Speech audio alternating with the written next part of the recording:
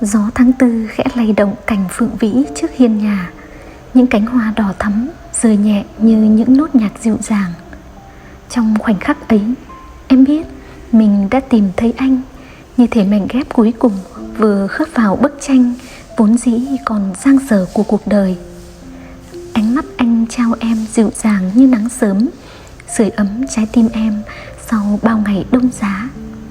Nụ cười anh khẽ chạm vào em, mang theo cả bầu trời bình yên và tin yêu.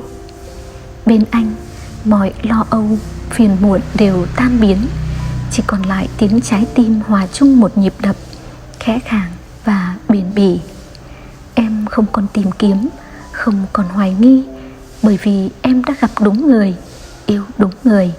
Và khoảnh khắc này mãi mãi về sau sẽ là một đóa hoa rực rỡ trong vườn yêu thương của chúng ta.